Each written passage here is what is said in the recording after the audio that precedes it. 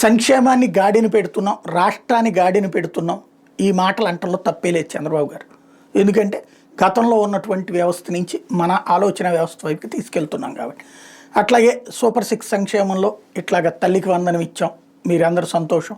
Pension 1000 రూపాయలు పెంచాం, మీరందరూ సంతోషం. దీపం పథకం కింద గ్యాస్ ఇస్తున్నాం, సంతోషం, మీరందరూ సంతోషంగా ఉన్నారని తెలుసు. ఇంకా రాబోయే రోజులు నిరుద్యోగ భృతి ఇస్తాం, అట్లాగే అన్నదాత సుఖీభావ ఇస్తాం, బస్సులు వేయబోతున్నాం. ఇవన్నీ సూపర్, అవన్నీ మాట్లాడడంలో తప్పే లేదు. ఇక మాట్లాడకూడని విషయాలు ఒకటి, లా అండ్ ఆర్డర్ని కంట్రోల్ చేస్తున్నామని చెప్పచ్చు. మహిళల మీద ఏదన్నా జరిగితే వెంటనే వాళ్ళ తాట తీస్తాం. రోజు అత్యాచారాలు జరుగుతూనే ఉన్నాయి కదా, ఏ రోజు ఆగింది? ఆయన స్టేట్మెంట్ ఇస్తుండగానే ఆ కిందే బ్రేకింగ్ వస్తుంది. బస్టాండ్ దగ్గర, బెజవాడ బస్టాండ్ దగ్గర ఒక మహిళని దారుణంగా కొట్టారంటాడు.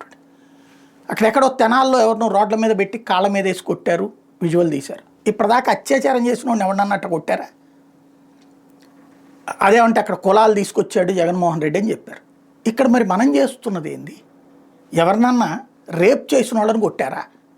గంజాయికి సంబంధించినటువంటి కేసుల్లో మేము గంజాయిని కంట్రోల్ చేసేసాం, తాగినా అమ్మినా తాట తీస్తాం అంటున్నారు. దొరుకుతూనే ఉందిగా.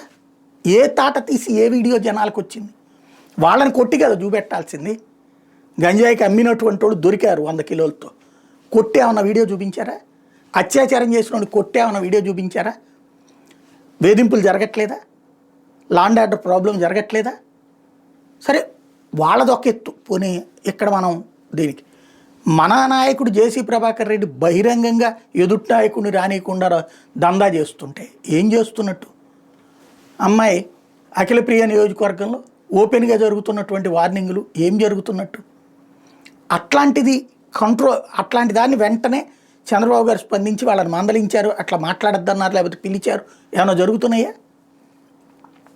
ప్రస్తుతం ప్రజలు పాత రోజులు కాదు, ఆలోచిస్తున్నారు. ప్రతి దాంట్లో కూడా పోలీసులు యాక్షన్ తీసుకోకుండా ఏది ఉండరు. అత్యాచారం చేసిన పట్టుకుంటారు, లోపలేస్తారు, నో డౌట్.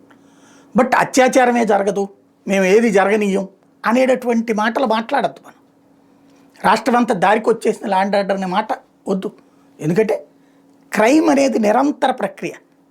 అది మనం చెప్తే జరగదు, మనం చెప్తే ఆగదు. ఒకప్పుడు భయపెట్టేవాళ్ళు, ఆగేది. ఇవాళ భయం లేదు జనానికి. ఈవెన్ పోలీసులు అప్పట్లో కమిటెడ్గా ఉండేవాళ్ళు, ఇప్పుడు పొలిటికల్ కమిట్మెంట్తో ఉంటున్నారు. ఎందుకంటే పొలిటికల్ గవర్నెన్స్ కాబట్టి కొన్ని మాట్లాడితే జనం చర్చించుకుంటారు. అది ఆలోచించి మాట్లాడితే బట్టి లేదు, ఇలా మాట్లాడటమే కరెక్ట్, అక్కడ జరుగుతున్నా కఠినంగా వ్యవహరిస్తున్నారన్న ఫీలింగ్ క్రియేట్ చేయడం కోసం అట్లా మాట్లాడుతున్నారంటారా? ఎవరిష్టం వాళ్ళది.